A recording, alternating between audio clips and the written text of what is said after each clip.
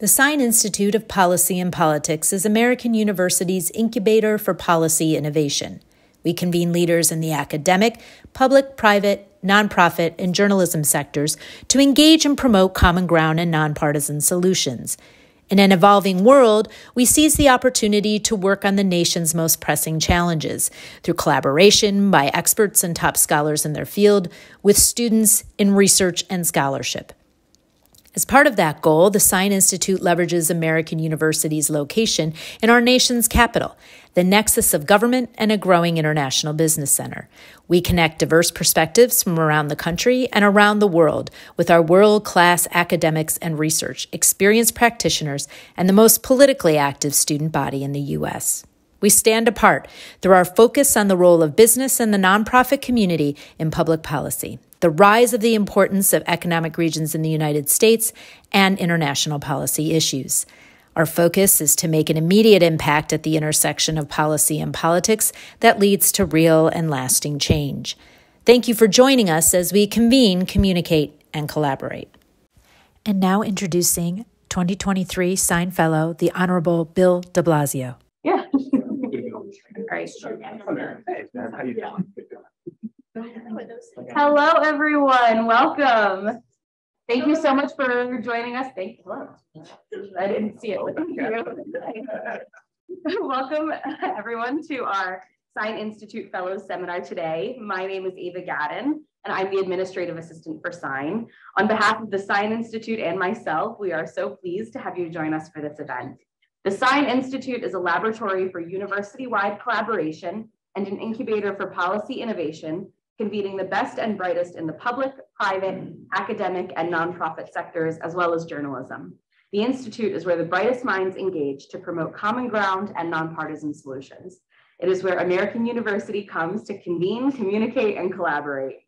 Today, we are honored to have the Honorable Bill de Blasio join us.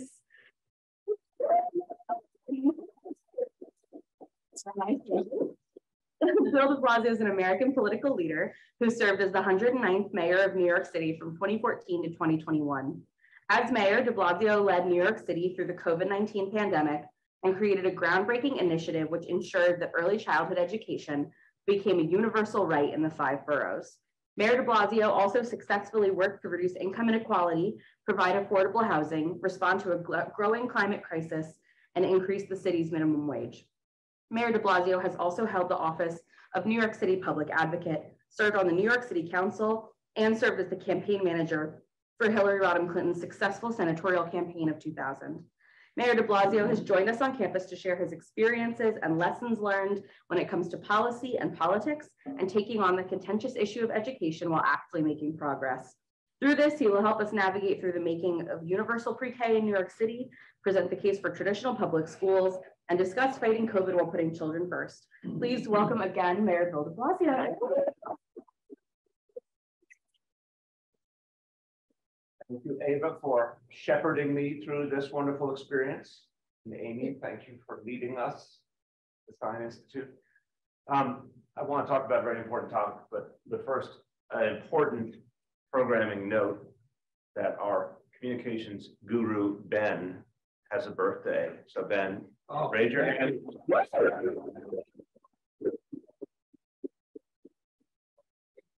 You're always spreading the good news. Many years ahead for you, brother. All right. So think about the passion, the emotion, the strong views, the polarization that you connect so often with the topic of education in America. And then think about the emotion, the passion, the strong views, the polarization that went with the COVID pandemic. And then put them together. Overlay education and COVID. And you're going to now hear a story that's just filled with challenges navigating all of those strands, all of that feeling, a lot of it, most of it, very, very sincere. And how we attempted to make sense of all that over a couple of years in New York City. But I'm going to begin with a story to try and take you there and what it felt like in real time, because I think we kind of play a trick when we read history or talk about history that we are immediately re-editing, right? I mean, there's no way to see things as they exactly were. That's okay, so long as we recognize it. But in the moment, what I think is often forgotten is we did not know what was to come. And so every experience we had was framed by this great unknown. Today, we can look back at the COVID era and sort of see something that had a beginning, a middle, and sort of an end. But at the beginning of the crisis, we had no understanding of how long it would go, how severe it would be, what shape it would take. And so all decisions were made in the moment, but with a sense of trying to look ahead, and you couldn't see the end of the horizon. So the story is simply this. In the spring of 2020, COVID obviously had ravaged other nations of the world, but had only begun to be felt in the United States. In the case of New York City, March 1st was the first identified case. So I want to take you to the night of Wednesday, March 11th. So literally, it's about 10 days into the specific COVID era in New York City. And the night of Wednesday, March 11th, we had a lot more cases in the course of 10 days, but no one had died. And we felt an incredible sense of foreboding, fear, and yet we didn't know what shape this crisis would take, sort of hanging there in this middle ground. And this story occurs, as so many great stories do in human life, in the kitchen, and specifically in the kitchen at Gracie Mansion. And Gracie Mansion kitchen is made for really big events with lots of people. It's kind of a glorious, large industrial kitchen, but it doubles as a family kitchen when only we were there. And so we're hanging around, exhausted, confused, one night in the middle of the beginning of COVID. And my son Dante turns to me with a look of shock on his face, and he turns his screen towards me. And Tom Hanks has contracted COVID. And if you had to choose one American to sort of jolt people into recognition, that might be the person you choose. And sometime in that same hour or so, the NBA announced that they were going to shut down. And again, if you want something that causes Americans to see life differently, as through sports, but specifically an entire major sports league goes from, oh, we're grappling with some cases, to we are shutting down entirely. That's a Wednesday night. That happens to be in the middle of the school week. I am trying to grapple, like so many other people at that point, with just the sheer meaning of what we're seeing in front of us. And I tried always to keep perspective. I never wanted to be in denial, nor did I want to be so full of fear that I forgot what our imperatives were, what our strategy was, what our central goal was. And at that point, I felt there was a bit of a rush to judgment going on. Many voices talking about closing schools, and a lack of comprehension of what that would mean for the children and families involved. And we had very intense debates internally. And powerfully, some of our health leaders were petrified at the notion of closing schools. First and foremost, because they thought the entire health workforce would collapse if there wasn't a place for their kids to go. And they came at this discussion in a very elemental way. They said, we can talk all you want about the other factors, but if the hospital's the last line of defense, if you close schools, you might be taking all of our soldiers away with you.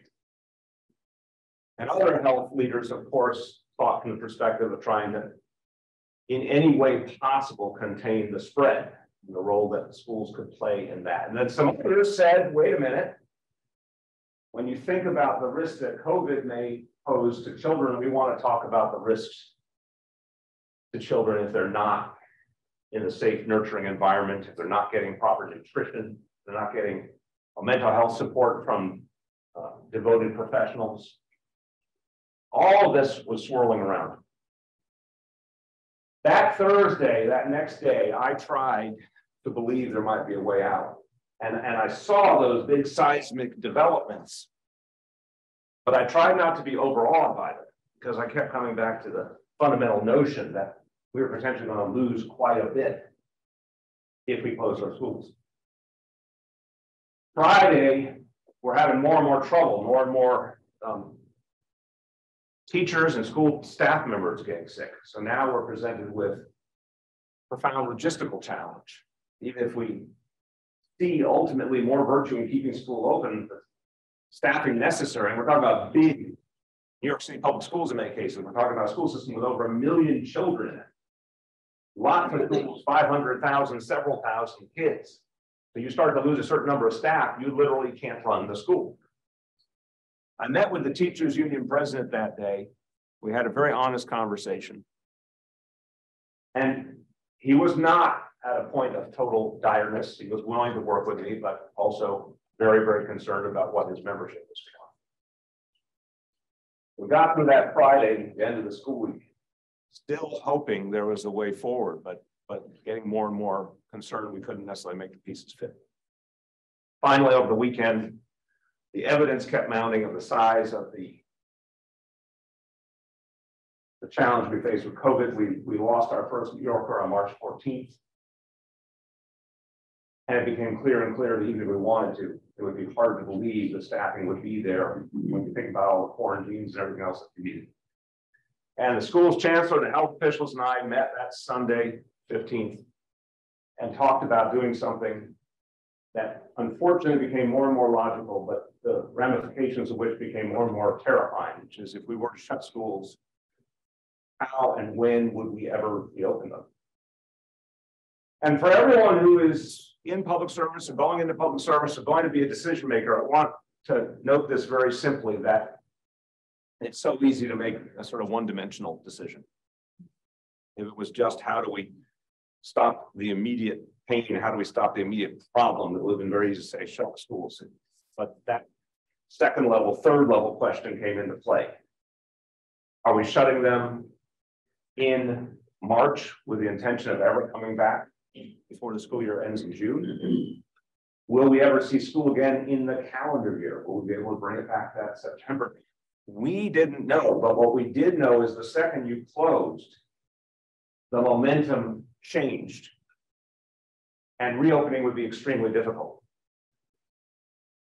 So it wasn't just not a decision of the moment, it was a decision that we saw very unpredictable dynamics flowing from, because the comeback would inevitably be much harder than we ever could anticipate. And we finally got to that moment. And I have to say, I made the announcement publicly, and I made it with very overt remorse. I could feel that we didn't have a choice, but I could also feel that something profoundly wrong was happening.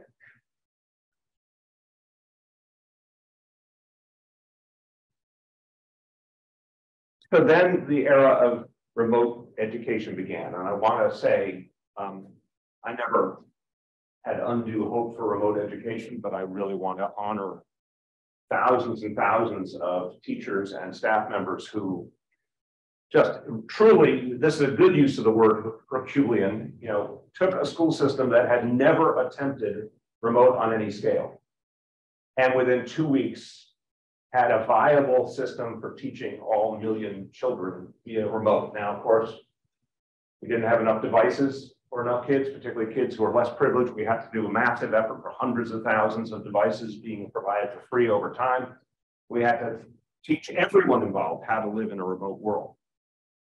But I do want to give a lot of credit to those who managed to even create something out of nothing. But the problem was, from the very first moment, it was clear that remote undermined so many of the things that we value and cherish and need in education. Because education is about socialization, and education is about human connection and the ability of teachers to really sense what's happening with each student, and the accountability that students receive being in front of a teacher. obviously how they develop with each other. There are all of these things that we intellectually knew wouldn't be there, but then we were shocked, I certainly was, by just how bad it was. Just how much we missed, how much of the human equation got missed by going remote. And it was clear that disparities would be exacerbated. It was clear that learning loss could not be addressed sufficiently through remote. And then, to the extent we wanted to find our way back, a growing atmosphere of fear started to pervade all parts of this discussion. Whether it was parents fearing for their children's situation, whether it was educators and staff fearing what it would mean to ever be back in the classroom. The fact was there were not many people arguing remote's just plain fine. And yet, this fear factor balanced and almost overbalanced the equation, so that much of the time we were not talking about kids. We're not talking about the full needs of kids or what would happen to kids, because in fact, what the health professionals told us from the very first day until the last day was kids, by and large, most kids, certainly younger kids, were not particularly susceptible to COVID. Their needs were obvious. Now, if you say, wait a minute, multi-generational families, elders being exposed to what kids bring home, yeah, there were very, very real issues. And again, teachers and staff saying, what about us? None of that was illegitimate. But like so much of the discussion around American education, I don't think anyone in this room will necessarily disagree with the statement. It is breathtaking how most conversations about education in America do not start with kids. And by the way, I know my friends on the right and my friends on the left agree with that statement by and large. How we have created a series of culture wars and ideological camps and catchwords and all sorts of other things that don't start with a simple message, what does a child need? And not just intellectually, but emotionally. I don't know how we quite got into this rut. I do think it is all of our responsibility to find a way out of it. But that fear made the whole discussion of where we go much harder. And I tried to emphasize with limited success that schools played a much bigger role for children than was often recognized, that the academic was only one piece of a much bigger puzzle. And we saw vividly that kids not only experienced the academic loss, the learning loss, but we saw what social isolation did to kids. We saw that, in fact, if you build a structure rightfully, where young people have lots of generally positive influences from adults who are not just their family, lots of people they can connect with and relate to. People can be role models. People can be mentors. I can't tell you how many people over years of asking this question, when I've asked people what formed them or what inspired them or what put them on their path, how many times people said it was a single teacher. But I guarantee you, none of that, or maybe only a little bit of that, could possibly be done remote. So now it was clearer and clearer that a lot was being lost. And I was trying to help this be seen and felt in anticipation of the day when we would try and bring our schools back. And I think this bigger discussion of what school actually means, what in-person education really means, what it means for our future, is something we have to have. It correlates beautifully to the growing movement around social emotional learning and the notion that what happens in the classroom is so much about preparing a young person for their full future. And the idea that you can educate in isolation from emotion and humanity and mental health is bankrupt. But out of this pandemic, we had a chance writ large to rethink the whole equation and take from tragedy something good. But back to our story, it became increasingly clear to me the mission was to reopen schools at all costs. And it's ironic for all of you who have followed the different ideological currents. Here I am. I think I could safely say I'm a progressive. I'm well left of center, New York City, no less. And here I was aligned, not in the specifics, but in the basic impulse with a lot of conservatives around the country. Perfectly different reasons, perhaps, or different interpretations. But to me, the notion that we had seen so much just in the course of those first few months of remote, we had seen so much damage that we couldn't let it be. And therefore, we were all going to have to do something very difficult together. Collegial and cooperative and difficult and improvisational. It was not even close. And I will tell you, I happened to see one of my colleagues from the New York State Department of Education yesterday, is working down here now, and she was very good about saying, you kept telling us we have to reopen schools, September 2020, we have to reopen schools, and we didn't want to believe it in one way. Not because they didn't care about kids, they did.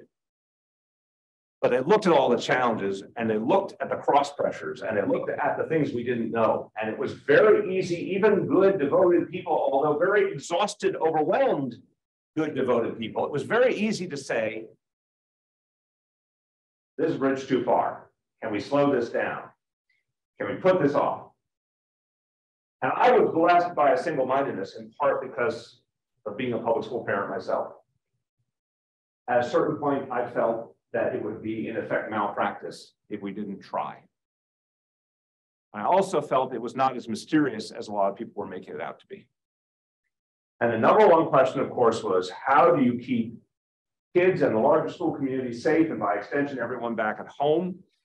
And so we went through a very simple and powerful exercise. And I asked my health team, I said, basically, go to town, look at the entire globe, take any approach that you think has worked in a school or any other institution, bring them all here. We're going to have a war room, we're going to workshop it, and we're going to try and layer as many things as we can productively and realistically. Masks for all the kids? Sure. Cleaning all the time, new ventilation systems, social distancing. Just layer it all on, because a lot of places around the world did some and not others, and that's fine. Every place had their own approach, but we said, why not do it all? And we had a very simple way of describing it. And as any of you in public life or are going to be in public life will learn or have learned, if you can say it simply, all things are possible. So we called it the gold standard. The gold standard of health and safety. And we really felt that. We had really looked at the best practices on earth and we'll say, we'll take them all. And interestingly, even with the obstreperous, tough, high scrutiny New York City Press Corps and a lot of angst-filled parents and advocacy groups and all, as we kept showing people, we said, come on and see all this. We're going to show you before school opens. Actually, some degree of calm came over the situation, and it's New York City, so I only say some degree of calm, but some openness emerged. One of the most interesting things to me is that there were all sorts of doomsayers about kids and masks. And on the very first day of school, September 2020, I went to a pre-K site, pre-K being a particular love of mine, and a little 4-year-old girl comes up to me in her mask, and I'm chatting with her, and we high-five, and she's got her little backpack and everything else, and like doesn't tug at it, doesn't seem to know it's even there. And it just was one of those reminders that while parents are often inflexible, adults are often confused and overwhelmed, the kids are incredibly adaptable.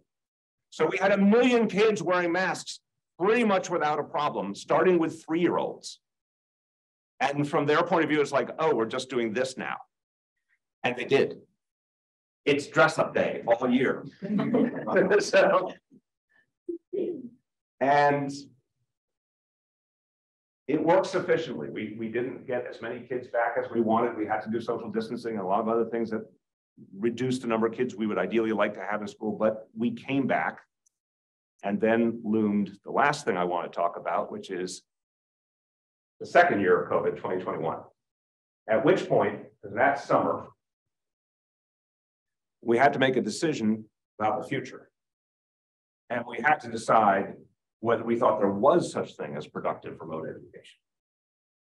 And I had at that point a new and very bold schools chancellor Misha Ross Porter, who I thought was absolutely outstanding and also very brave by nature.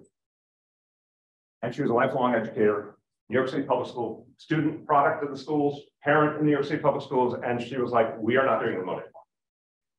As a non-educator, I was like, we are not doing remote anymore. It was very good to speak to someone who actually knew what they were talking about, who said, we are not doing remote anymore. And sometimes it would be the two of us with everyone else around us doubting and poking and prodding and questioning and telling us how we were going too far.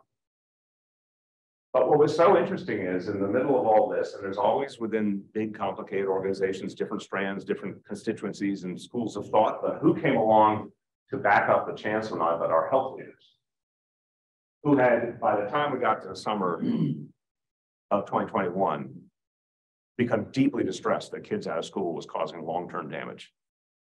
Obviously academically, but much more so in terms of mental health and even physical health. With all the resources, all the nutrition, all the things kids weren't getting.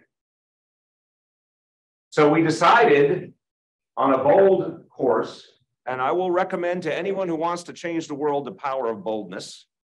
And we said, well before the school year began, there will literally not be a remote option. If you don't want your child in public school, you can go through the formal process of becoming a homeschooler. You can try a different school system or private school, whatever you want. New York City Public Schools can have one option in person because it's time. And it is so interesting how democratically elected leaders taking a clear, strong stance changes the dynamic. We can talk a lot about the polarization in our country. We can talk a lot about the risks to democracy. But I have to tell you, sometimes I think the greatest risk is when leaders are afraid to act because the public generally responds to action. They generally respond to direction. And there was plenty of grumpy people, both among the educators and staff and among parents, who wanted to keep that remote option. Some of whom I think were very legitimately saying, well, we think it might be better for our particular kids, or we're still worried from a health perspective. But the decision we came to was we couldn't be party to something we knew was hurting the vast majority of kids. And a bifurcated system was not going to work. It had to be one clear universal standard. And we also knew a lot of people, after initial hesitation or even legitimate concern, might be pleasantly surprised, might become part of the solution. And that's in fact what happened in many, many cases. And just to make matters more interesting, by this point, we had seen all of our efforts to get people vaccinated through massive distribution of vaccine and all being for free and lots of incentives and lots of encouragement and lots of validators and community leaders telling people of all different communities, come get vaccinated. We had done it and done it and done it for 6 months. And we decided at that point, it was time to go to mandates. Which again, you might say, oh, liberal New York City, mandates, no problem. Oh, no, no, it was, it was about as controversial as it gets. But I was blessed with a great team and a thoughtful team and great lawyers as well. Lawyers are an interesting breed. But when they're on your side, they can be very helpful.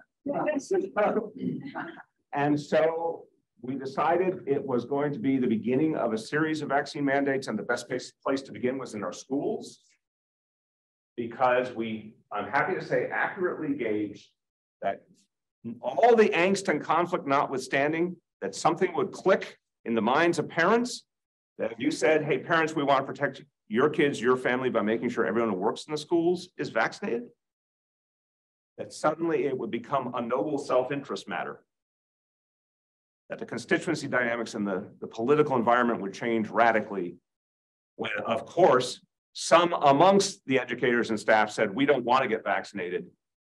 Then suddenly parents rose up almost as one and said, wait a minute, those are our kids. How dare you not get vaccinated? And the momentum swung in our direction, and we were on legally firm ground, and we did a vaccine mandate for our schools, and then went a lot farther from there. I'll conclude with this, that I really do want to dwell for 1 second on this notion that weak use of democracy is what endangers democracy. And weakness in crisis is what loses faith. If you want to be cognizant of painful history, where, and I'm going to be very raw here, where does modern fascism come from? Where does modern Nazism come from? It comes out of the ashes of democracies that weren't functioning.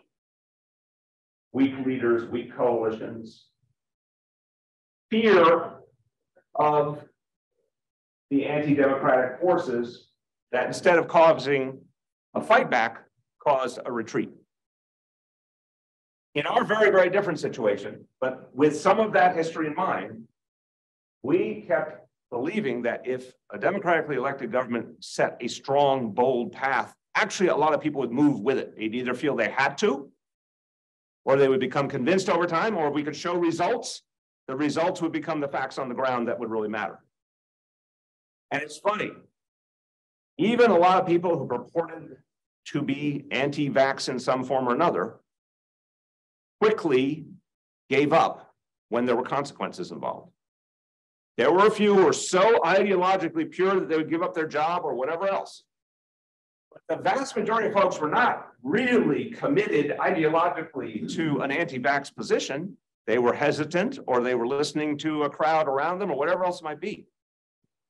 But when there was actual coherent and enforced message from government, we're going somewhere for the good of our people, and particularly our kids, the vast majority came along. And the only other thing I want to say as part of that is, when we think of what we had to learn here, there's clearly a lesson about democracy, but there's also a profound lesson about what our kids have gone through, which we have not even begun to take account of. I want to end on this because I really think it is the thing that we all need to make our business. Our kids went through a disruption and a kind of pain that we as adults can't always see, obviously, but it's profound. The amount of loss, the amount of confusion, the doubt, the fear.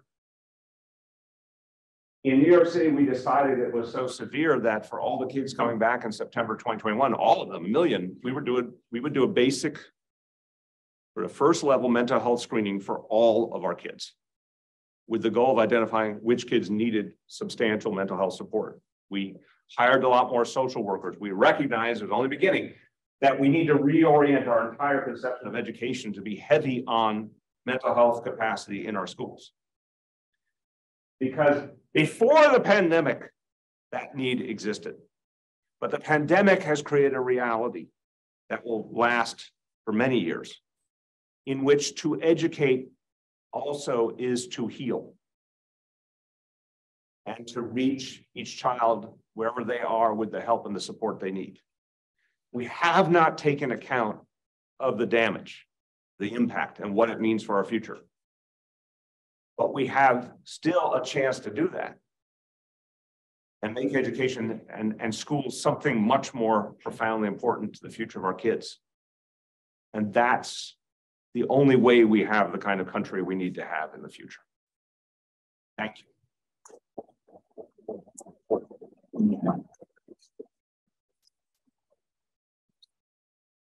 All right, now, I'm going to say this, but everyone, I want you to hear me deeply. You do not just have to ask a question. If you have a question, that's great. If you have a violent opinion, short of physical violence, that's fine. If you have an idea, you have a critique. Some folks afterwards said, well, I thought something you said was wrong, but I didn't know I was allowed to critique. I'm like, well, we're still America, people. You're allowed to critique. And I'm a New Yorker. If you don't use curse words, I consider it a nice day. So I want to welcome any and all thoughts, please. From a government standpoint, what was harder, the transition from in-person to online, or from online back to the classroom, back to in-person, getting the kids back to acclimated to this scenario where they're face-to-face with their teacher, not on a screen, not fidgeting at home below a Zoom screen? It was much harder to bring kids back. And that's, I feared inherently what we actually, I couldn't see it all, but what actually came to pass, my fears were justified. It was really hard to come back. And that's with, remember, the summers were pretty good in terms of COVID in the sense of things calmed down. We didn't, yeah, I gotta emphasize people, in March of 2020, no one came along and said, here's your COVID handbook. You know, here's your timeline, here's how it works. No one knew, and I would go to these meetings, and I want to warn everyone who ever goes into government that if this day happens for you, I warn you, where you turn to the experts, and the experts say to you with a straight face, well, you know, the science isn't clear on that. I'm like, that's not me. It's like for weeks and weeks and weeks and weeks. That was basically the answer on a whole host of things. So we didn't know that summers would be better, which in some ways reopened the door a bit. If summers had been like the spring, I don't know if we ever could have come back, which would have been horrifying. But the sad reality was shutting down, you know, it was like one big, long, horrible school snow day, right? It was like shutting down. Everyone knew how to shut down. No one knew how to create a remote system, but everyone knew how to send everyone home. It's pretty easy to do the negative. But the positive, like it also was like the onion that kept, you know, you thought you had one thing solved and then there was a whole nother layer of challenges and problems. But thank God, by that point, a lot of people are saying, we're just not serving our kids if we don't do this. So you mentioned in the beginning that one of the fears about sending kids home was pulling people away from your healthcare system. Was that something that came to fruition, and how did you deal with that? It did not come to the fruition we feared, because we did set up a kind of very improvisational, very imperfect set of schools just for healthcare workers and other essential workers. So for those who really needed something, there was a place for their kids, but there weren't enough. They weren't always conveniently located. It was imperfect, but it was something.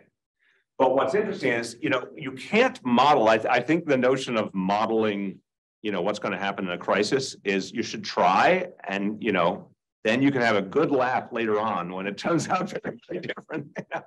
So what is the famous Mike Tyson quote? You know, everything planned makes sense until you're smacked in the face, right?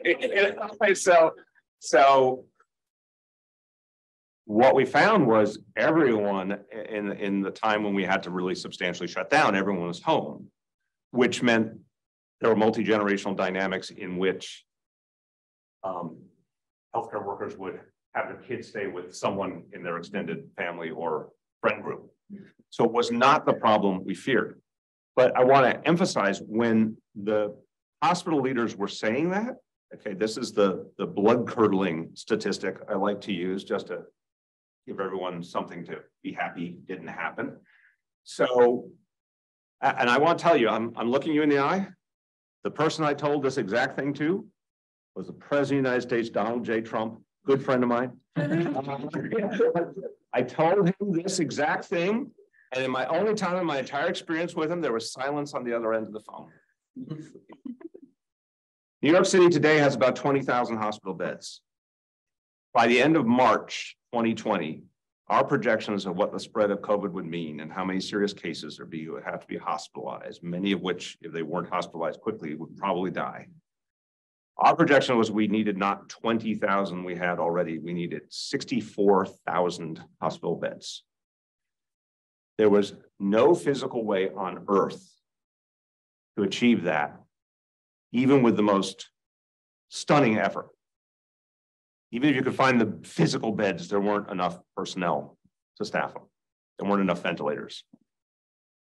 So the reason I say that to you is, when we were making the initial decision, if we were wrong about, like if we said, oh no, you know, the healthcare workers will still show up, and we were wrong, a lot of people are going to die based on what we knew. We could not take the chance of the healthcare workers not showing up. Yes.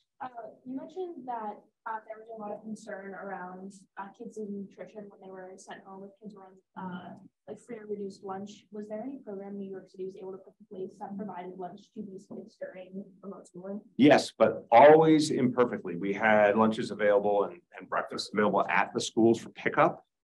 And we did that in the summer as well. We had all sorts of next best thing alternatives. And I'm sure a lot of kids benefited.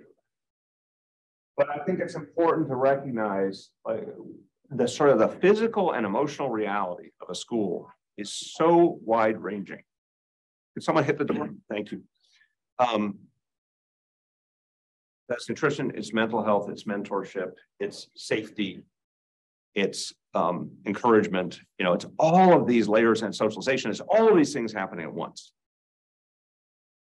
And also, here's the other problem, with all due respect to parents. One of the things when you're in public service, you can love parents, you can love the populace, but in the end, there could be a major disconnect between the needs of the child and what the parent is doing about it. Particularly if that parent has gone through a certain amount of challenges themselves.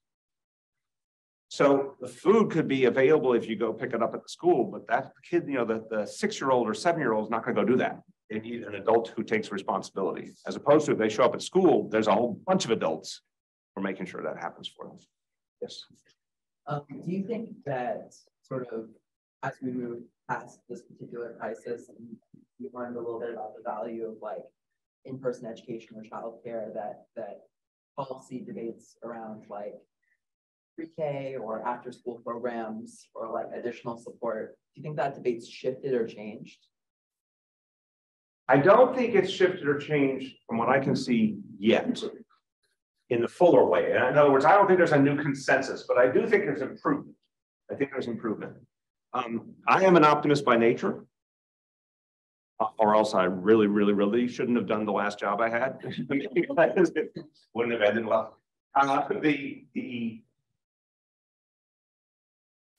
The fact is that early childhood education, particularly pre-K, the growth in that area around the country is striking. It's also very interesting. It's progressing almost equally in blue states and red states. And something is going on. It's not, and to the credit of President Biden, he put like a really substantial concept of sort of sure, consistent federal support for pre-K and 3K into Build Back Better. It didn't get there, but the fact that it even was nominated, as it were, was really big moment. So I think we are beginning, I think we're on the sort of the ramp up towards a national consensus on the importance of it. I like being here today better than say 5 or 10 years ago, but it's going to need more of a push. So a little bit of a lighter question, but you mentioned that shutting down felt like a big long snow day, and I've heard whispers that the days of snow days are behind us due to the infrastructure built up with remote learning. That it might be a snow day, you shut down physical schools, and you tell everyone to get on their laptops. So do you think that that's a good idea, or do you think there is a value in having a snow day? So you are reaching for a very painful question here. So I have to tell you a little simple vignette that one day before COVID, I declared a snow day for very good reason. And I would go on like snow patrol on blizzard days and go around the city to see things, and the cameras would come along and you point at snowbanks and talk to someone with a plow, things. That's leadership. So I'm in Staten Island. I'm standing in this parking lot at the little strip mall in Staten Island, and this father is nearby with like 3 kids, and they're like near me. So I'm paying attention to them because they're very near, and you can see the father's kind of coaching the kids.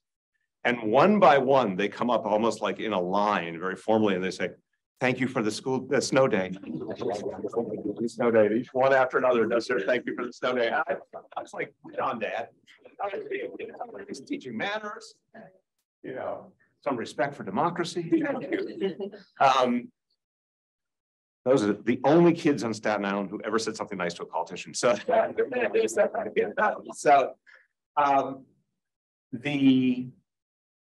it's a really interesting question whether there might be a mechanism once you know you're going to meet your calendar requirement, because state law in our state, I think a lot of places, you have to hit a certain number of days or you start to lose funding. And I will be cold and say, you can't lose funding. So, you know, now remote takes away the danger that too many snow days would have killed your funding. But if you know you're in the clear, give the kid a day off, you know, because a snow day was just like magical. I think there's got to be a way back to something like it, honestly. Okay, this side of the room. So the way that Americans, whether it be federal government or local government, prepare for that they wait until 300 shootings. Yes. Question. There are other ways of course to prepare for this kind of chaos. You interviewed me earlier, so I need to get to your punchline because we're running out of time. Oh, okay.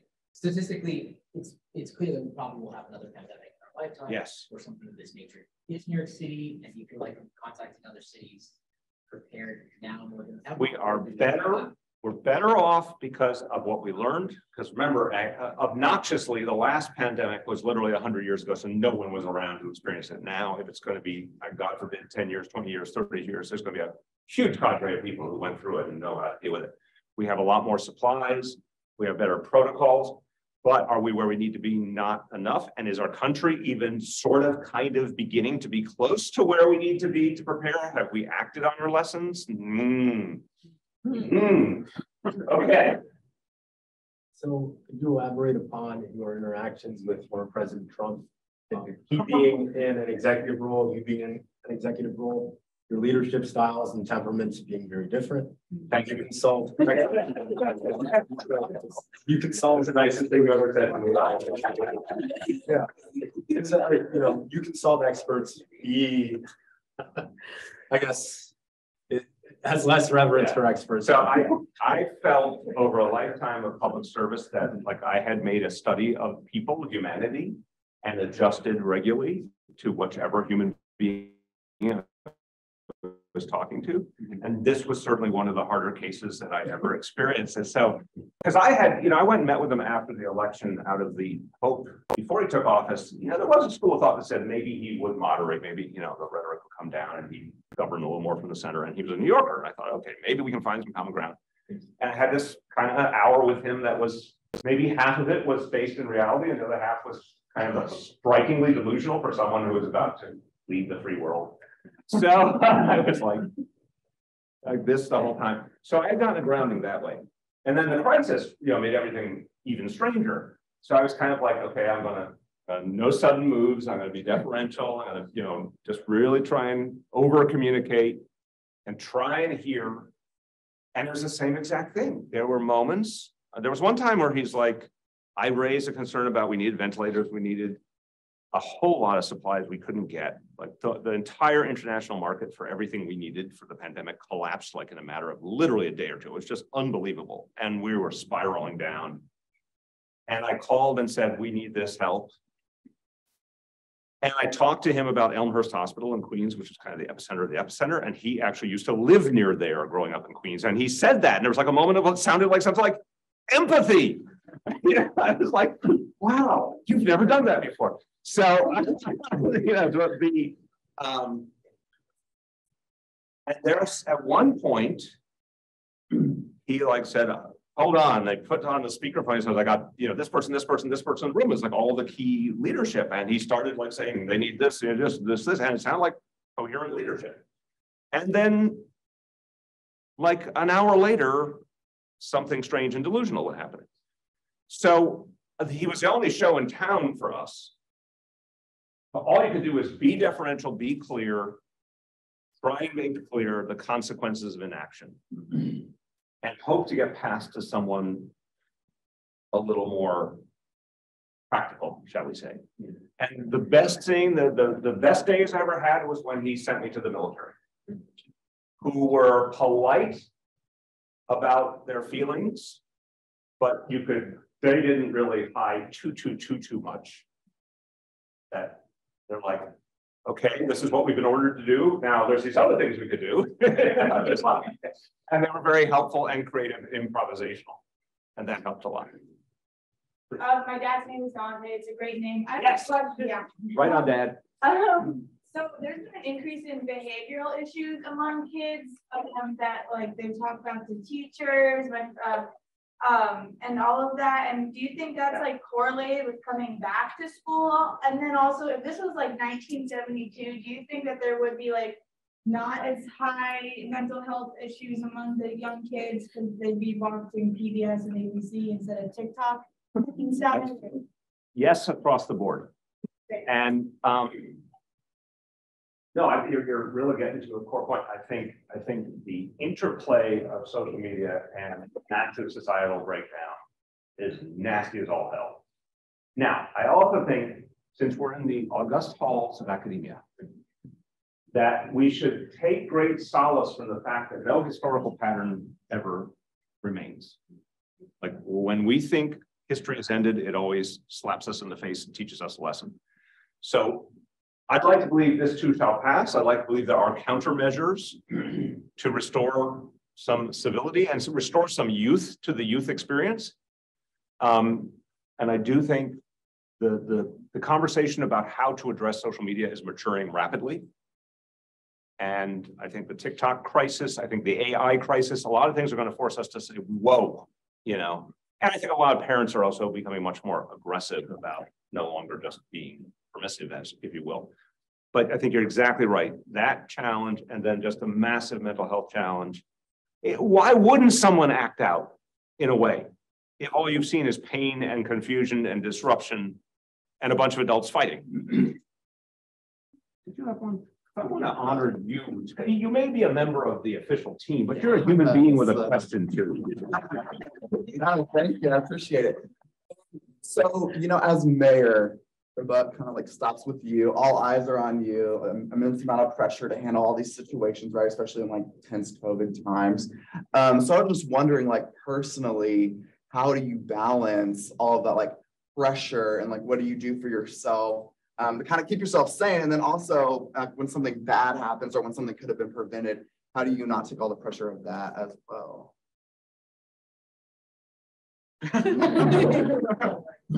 You've just put me back there and I hate you for it. I thought I was free. I think, so I love the mountain climbing analogy, and I would, for everyone in this room who is doing and will do high stress, high importance, you know, things where people are depending on you, all that, I urge you to think about what the mountain climbers say. The first rule of mountain climbing is don't look down. And it's actually really literal, you know, like if you look down, you're going to freak yourself out. You're like, why am I on top of a mountain? It makes no sense, right? So it's the same thing. You're like, I've got 9 million totally upset people and a lot of their lives are in my hands. Like that's not a way to live per se. Who would do that? So you kind of have to negate it in a noble, not in a cold or unfeeling way. You kind of have to suspend belief in a way to be able to be good for people. And that's one thing to think about, I think, in terms of the human and the kind of the human sustainability. I think all of the basics and knowing what your basics are, you know, for me, it's family, it's exercise, it's anything with nature. I don't care if it's a walk in the park, it's walking. I perfected my modern technique of like, I would do these vast, complicated, horrible topic conference calls while walking in a park that had lots of hills. And it really worked because like just the energy of going up the hill was calming and kind of exerting. And it made the topics simplify in my mind. So I think it's like everyone has to find their set and not ignore that, because I think one of the problems is you get into a sacrifice mode, sometimes forced by conditions, which degrades your thinking and your perception, you know, and your confidence. So saving space for the things you need is actually being a better public servant, worth the time that takes. Can I just add a walking thing though? As somebody who's walked through New York City with him, like really hard, because He's always 3 steps. It's so tall, and I feel like you might have did like 10,000 steps that day we came to visit you. I might have done 30,000 steps to try and keep up. But I think that's very healthy steps. Yeah. We'd love to take you for a walk around the beautiful. I love your campus. Yes. Find it very calming. Last call, please. So what do you do now? Are you saying, is that like a next question about? Like your everyday, like what kind of work are you doing?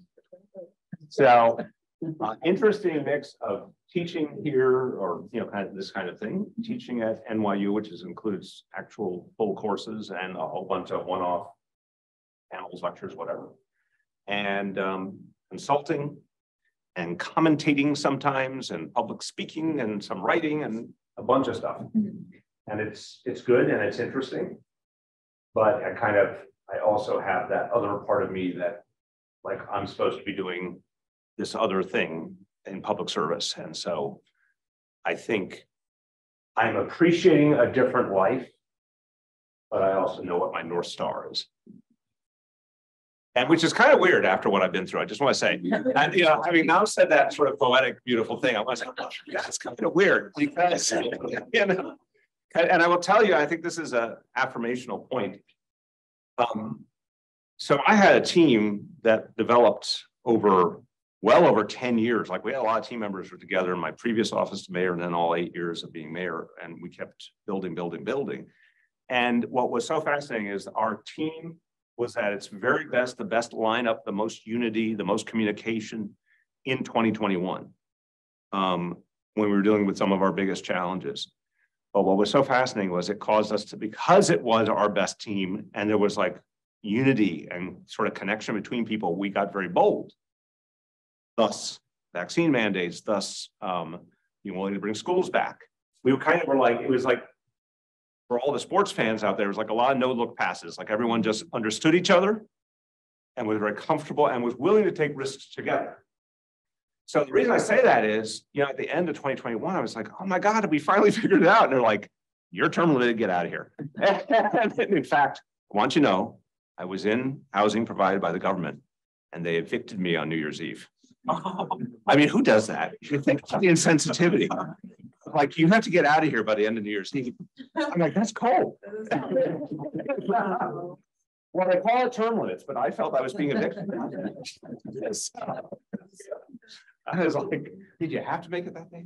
So, but no, in the end, I just was like, I want more. I was supposed to be exhausted and, upset and like, whoever wants to do this again. I was like, oh no, my God, we finally figured it out. Like, send me in again. So I hope that day will come. Can I be so bold as to ask a follow-up? Yes. Just because I think it's you mentioned, the term limits. We've heard so much about transition of power. We saw on the national level how complicated that was in 2020. As the 109th mayor of New York City, what was it like as the baton passed from the 108th to you? And as how important is that at every level of government? And what was your experience? And what did you think was some of the most important things to pass on? I did not have the greatest incoming experience because and I'll say it with no fear of contradiction, I never thought the richest guy in New York City should be the mayor, period. Could have walked on water, I don't care. I was like, I never liked it. I never liked how he got there. I made that rather obvious. He and I had a series of interactions over the years, none of them particularly natural. He also always made some reference to my height in every interaction. And I was like, you've got approximately $36 billion more than I have in my bank account, but you're still hung up about my height. That kind of makes me feel good. So kind of a life-affirming thought, right? It's like all that money didn't really matter to me. But no, I respected his intelligence. He had some good people in his team. We had some areas we agreed on, public health being a great example often. But there was like, we were a tale of two cities. We were coming from very, very different places. So it was like a tense and uneven transition. But I also brought in tons of people who had been involved in city government, and I had been involved in city government. So it's not like we were like, we don't need you. It's like, we need your facts we don't need your analysis because thanks, we'll do our own, you know. With the transition to Eric Adams, it was entirely different. We had a real relationship. We, you know, had a lot of things that we shared in common. We had a very open, transparent transition, especially because it was still COVID and it was very, very important. Like I was, until another thing that kind of messed me up was, you know, instead of that nice kind of, oh, we're coming to the end, let's have parties and let's have lunches and all that, like, you know, right toward the end, Omicron hit in my last month. So we're scurrying with like a new set of challenges. And I was leaving December 31st, school was reopening after the winter break, January 3rd. So we had all these decisions and alterations we had to make with and for the new team to like literally almost the last day. But luckily there was that communication and that openness. And that is the ideal, but you don't need it, as I think Trump to Biden kind of illustrates. You don't even need the guy to show up at your inauguration.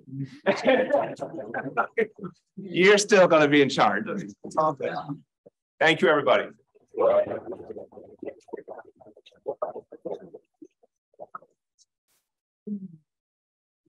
Eva. Thank you all so much for coming again today. We've been so happy to have you for the seminar series. We have one more event coming up this semester. We saved the best for last, Eva. We did. And it's going to be a big interview about career. So if any of you are after that glowing recommendation of what public service is like all the time, if any of you still want to do it, you can come to the career conversation and find out exactly how. We also have career conversations with all of our other fellows coming up. So we hope to see you there. Thank you so much. I think you're underhyping. Yeah. Yes, in this one session, we will help you determine your entire future. We're going to do it. Keys to success. I think you understand. 999. If you just come to all of the science seminars, you'll know everything. Yeah. Basically, there's nothing about your future career that will not be covered in these 6 sessions. Thank you, promise. See you there. Thank you.